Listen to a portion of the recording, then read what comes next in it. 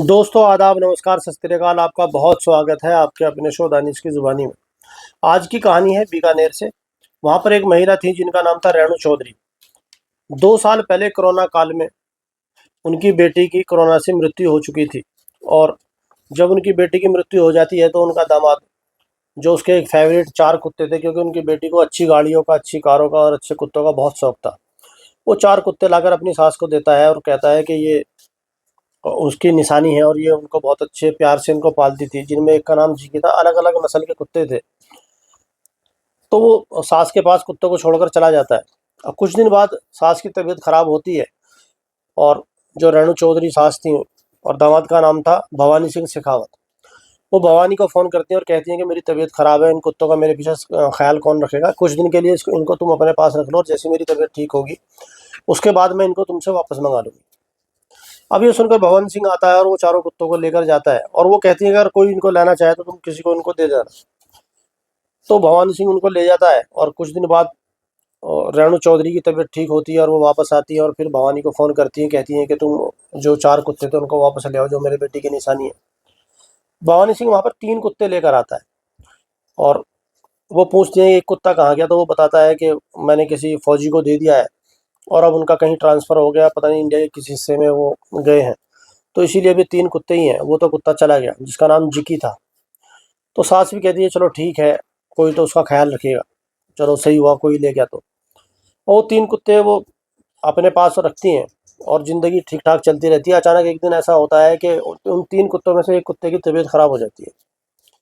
अब वो डॉक्टर को बुलाती हैं और उसका इलाज कराती हैं। डॉक्टर मेडिसिन और इंजेक्शन वगैरह लगाता है और उसके बाद उनको बताता है कि आई एम सॉरी, जो आपका वो चौथा कुत्ता था जिसका नाम जिकी था, उसकी काफ़ी तबीयत ख़राब थी और मैं उसको बचा नहीं पाया। अब ये सुनकर रेणु चौधरी काफ़ी चौंक जाती हैं। वो कहती हैं कि नहीं, ऐसा तो नहीं है, वो कुत्ता तो मेरे दामाद ने किसी फ़ौजी को दे दिया है और वो उनके कहीं और ट्रांसफ़र हो गया है। तो कहता नहीं नहीं, वो तो मेरे पास लेकर आए थे, वो बीमार था और वो मेरे ये क्लिनिक में ही उस कुत्ते की मौत हो गई। अब ये सुनकर रेणु चौधरी बड़ी चौंक जाती है। उसको लगता है कि मेरे दामाद ने मुझसे झूठ क्यों बोला। अब ये डॉक्टर वहाँ से चला जाता है। कुछ दिन बाद दामाद घर पर आता है और वो अपने दामाद से यही सवाल पूछती हैं कि जिकी कहाँ पर है। तो वो बताता है कि मैंने आपको बताया था कि वो मैंने किसी फौजी को दे दिया और उनका ट्रांसफ़र देश के किसी और हिस्से में हो गया और वो उस कुत्ते को वहाँ से लेकर चले गए। रेणु चौधरी चौधरी बोलती है कि तुम मुझसे झूठ बोल रहे हो, क्योंकि डॉक्टर मेरे पास आया था और उसने बताया कि तुम उसको, उस कुत्ते को भी उसी के पास लेकर गए थे और उसके क्लिनिक में ही वो कुत्ता मर गया था और तुमने मुझसे झूठ बोला।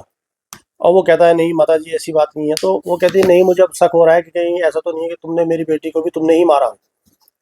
अब ये सुनकर उसके हाथ पैर फूल जाते हैं। कहता है आप कैसी बातें कर रही है, एक दूसरे डॉक्टर की बातों में आकर आप अपने दामाद पर शक कर रही हैं। अब खैर बात आई गई हो जाती है, लेकिन रेणु चौधरी के दिमाग में ये बात अटक जाती है कि जो आदमी कुत्ते के बारे में झूठ बोल रहा है, तो हो सकता है कोरोना काल में मेरी बेटी की हत्या इसी ने करी हो। और वो फिर अपने दिमाग में तार से तार जोड़ने शुरू करती हैं, किस तरीके से उसका फ़ोन आया था, कैसे हुआ था और कैसे हम अंतिम संस्कार में भी नहीं पहुँचे कोरोना की वजह से, क्योंकि उस टाइम पे था भी 2 गज की दूरी बहुत ज़रूरी थी और सब मास्क और घरों से नहीं निकल रहे थे और जो डेड बॉडी थी उसको तो कोई हाथ भी लगाना पसंद नहीं कर रहा था। तो वो अपने हस्बैंड को फ़ोन करती हैं और उनको बताती हैं कि मुझे डाउट हो रहा है अपने दामाद पर कि हमारी बेटी जो मोनालिसा चौधरी है, उसकी हत्या हमारे दामाद भंवर सिंह ने की है। अब ये सुनकर हस्बैंड जयपुर पहुंचते हैं अपनी पत्नी के पास और उसके बाद वो थाने जाते हैं और थाने जाकर एक एफआईआर लिखाते हैं कि हमें शक है 2 साल पहले कोरोना काल में हमारी बेटी मोनालिसा की जो की मौत नहीं हुई, उसकी हमारे दामाद भंवर सिंह ने हत्या की है। अब एफआईआर, क्योंकि 2 साल पुराना मामला था, वो भी कोरोना काल का, तो पुलिस उस पर बहुत ढुलमुल रवैया इख्तियार करती है कि उसमें दुनिया भर की मौत हुई थी, अब कहाँ से इसकी जांच करते फिरेंगे। लेकिन जो रेणु चौधरी के हस्बैंड थे, उनकी अच्छी खासी जान पहचान थी। वो सीधे डीजीपी के पास जाते हैं और वहाँ पर जाकर सारी कहानी बताते हैं कि हमारी बेटी की 2 साल पहले मृत्यु हुई थी और हमें शक है हमारे दामाद ने उसको ख़त्म करा है। अब डीजीपी अपने जो जूनियर हैं ऑफिसर, उनको बुलाते हैं और उनसे कहते हैं अब इस केस को सुलझाओ, जो भी है, जो भी सच्चाई है सामने लाओ उसको। अब क्योंकि बॉस का ऑर्डर मिल चुका था, अब तो काम होना ही था। अब पुलिस जाहिर सी बात है शुरू से शुरू करेगी। वो सीधी दामाद के पास जाती है और उससे पूछती है कि बताओ कैसे उसकी मृत्यु हुई। तो वो बताता है कि अचानक से वो कोरोना में बीमार हो गई और मैं उनको अस्पताल लेके गया। तो जो भी बयान है वो दर्ज होते हैं, फिर उसका वो क्रॉस वेरीफाई करते हैं, उस अस्पताल में जाते हैं और वहाँ जाकर देखते हैं कि मोनालिसा चौधरी के नाम से और जो तारीख थी, क्योंकि 4 तारीख को उसने फ़ोन करा था, 4 फरवरी 2021 को। तो 3 फरवरी 2021 की डिटेल वहाँ अस्पताल में जाके मांगते हैं। तो वहाँ पर ऐसी कोई मोनालिसा चौधरी के नाम से कोई किसी पेशेंट की रिकॉर्ड पुलिस को नहीं मिलता है। उसके बाद फिर वो उससे पूछते हैं तुमने उसका अंतिम संस्कार कहाँ किया था। तो वो बताया है जो जयपुर का म्युनिसिपल शमशान है वहाँ पर किया था। तो पुलिस वहाँ पर जाती है और वहाँ पर जाकर नाम वगैरह चेक करती है, वहाँ से भी कोई ऐसा क्लू नहीं मिलता। अब पुलिस काफ़ी परेशान कि कैसे करें, जो ये बता रहा वो सारी चीज़ ठीक है नहीं, अब एकदम से ऐसे उठा भी नहीं सकते। तो फिर बात डीजीपी के पास जाती है और फिर दोबारा से सारी चीज़ें देखी जाती हैं। तो फिर बात जो आती है वो आती है मोबाइल डाटा निकालने की, और उनके संबंध कैसे थे, कोई लड़ाई झगड़ा था या नहीं था आस पड़ोस से। और जो उसकी भंवर सिंह की माताजी थी उनसे बात होती है। तो वहाँ पर जो माता के बयान थे और जो उनके बेटे भंवर सिंह के बयान थे, दोनों को मैच कराया जाता है। दोनों के बयान अलग अलग थे।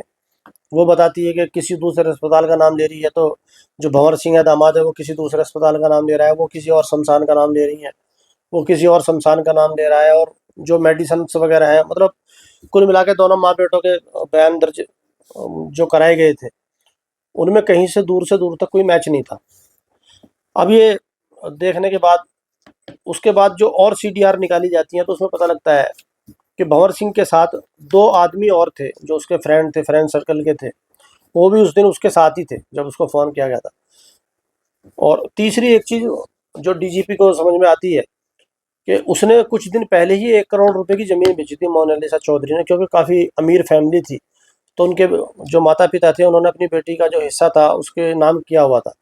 तो जो भी हिस्सा था जयपुर हाईवे पर उनकी काफ़ी प्रॉपर्टी थी, तो उसमें एक छोटी सी प्रॉपर्टी वो बेचती हैं और 1 करोड़ रुपए की।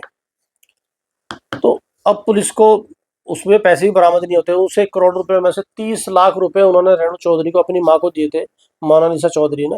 बाकी 70 लाख रुपए अब जाहिर सी बात है कोई एक आध महीने में तो खर्च कर नहीं देगा। तो वो पैसे भी वहाँ पे बरामद नहीं हुए थे उसके घर में। तो उससे अब दामाद पे सीधा सीधा सकता, क्योंकि एक तो बयान मैच नहीं हो रहे हैं, फिर दूसरा अस्पताल में कोई रिकॉर्ड नहीं मिला, फिर तीसरा शमशान में कोई रिकॉर्ड नहीं मिला, फिर अ, जो पैसे हैं वो भी गायब हैं। तो पुलिस सोचती है कि अब इसके दोस्तों को उठाया जाए। अब उन 2 दोस्तों को उठाकर पुलिस उनकी खातिरदारी करती है। उन्होंने सोचा कि पहले दामाद को बाद में उठाया जाए, पहले इसकी जो है पूरी जांच पड़ताल करी जाए। अब जो उसके फ्रेंड थे उनको जब पुलिस उनकी तुड़ाई करती है तो पूछती है कि तुम उस दिन 2-3 दिन इसके साथ क्या कर रहे थे, तुम यहाँ पर भी थे, उसके बाद काफ़ी सारा जो लोकेशन है इसके साथ ही थी।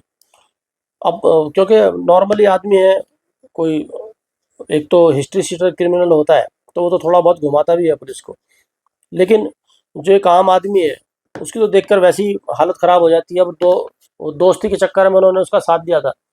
तो बताते हैं कि हम इसके साथ थे और इसकी जो पत्नी है उसकी इसने हत्या करी थी। अब पुलिस के पास 2 गवाह हो गए थे। अब पुलिस ने उसको उठा लिया, भंवर सिंह को। उठाने के बाद फिर उसकी कुटाई होती है। अब उसके पास ज़्यादा बचने के लिए कुछ था नहीं। अब पुलिस उससे कहती है अब तू कहानी सुना, क्योंकि दो जो तेरे दोस्त थे, जो तेरे साथीदार थे, उन्होंने गुनाह कबूल कर लिया है। और वे पैसे 70 लाख रुपए कहाँ पे हैं, और उसकी बॉडी कहाँ है, कहाँ छुपाई है, कहाँ दबाई है, और तुमने कैसे करा। अब भंवर सिंह शेखावत बताता है कि मैं बीकानेर का रहने वाला हूँ, वहाँ पर मोनालिसा का घूमने गई थी, तो मेरी उससे कहीं पर मुलाकात हुई। मुलाकात होने के बाद मैंने देखे उसके ठाट बाट बहुत बहुत अच्छे थे और उसके पास बहुत पैसा था। फिर धीरे धीरे उसके घर आना जाना हुआ तो मैंने देखा उसके पास बहुत महंगी महंगी कारें थीं और बहुत महंगे कुत्ते थे उसके पास। तो मेरे मन में ये आया कि क्यों ना इससे थोड़े बहुत पैसे ऐंठे जाए। अब मेरी उससे दोस्ती करीबी होती चली गई। उसके बाद फिर उसने मुझे शादी के लिए खुद ही ऑफ़र करा। तो मुझे लगा कि जो प्रॉपर्टी है वो भी मेरे नाम आधी-आधी दोनों की हो ही जाएगी। अब क्योंकि मैं पहले से ही शादीशुदा था, मेरे पास एक बच्चा भी था, तो लेकिन मैंने उसको ये चीज़ सब बताई नहीं, वो सब मैंने छुपा के रखी।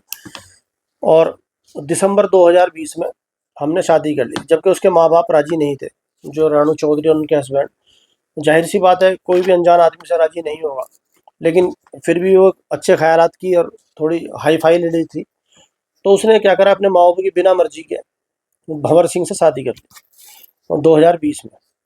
अब शादी होने के बाद में वो बीकानेरी उसके साथ रहने लगी। अब जाहिर सी बात है पत्नी तो पति के घर पे रहेगी। अब वहाँ पर जाकर देखा तो वहाँ के हालात कुछ अलग थे, और जो भंवर सिंह था उसके आने जाने के और वैसे सामने दिखने के हालात अलग हैं, लेकिन घर पे जाकर देखते तो कुछ और ही होता है। वहाँ पर उसे जाकर पता लगता है कि उसकी पहले से ही एक शादी हुई हुई है और उसको एक बच्चा भी है, और उसकी पहली जो पत्नी है उसका नाम है पूनम। अब ये सुनकर उसके पाँव तले ज़मीन खिसक जाती है कि ये क्या हुआ। माँ-बाप उसे एक तरीके से उनको नाराज़ करके इससे शादी करी है, और अब उनकी बात सही निकली और ये सब चीज़ गड़बड़ हो गई। अब वो दोनों में उनमें झगड़ा शुरू हो जाता है, लड़ाई झगड़े शुरू हो जाते हैं। अब यहाँ पर भंवर सिंह सोचता है कि अब यहाँ इसको रखना ठीक नहीं है, क्योंकि कभी वो पत्नी उसके पास जाएगी, कभी ये पत्नी उसके पास आएगी, दोनों के कहाँ से इनके रोज़ के फैसले कराता फिरूँगा। तो वो क्या करता है कि बीकानेर से जो मोनालिसा का शहर है जहाँ की वो रहने वाली, जहाँ उसके हम पेरेंट्स रहते हैं, वो जयपुर ही उसको लेकर आ जाता है, और जयपुर वो एक फ्लैट लेते हैं और वहाँ पर रहने लगते हैं।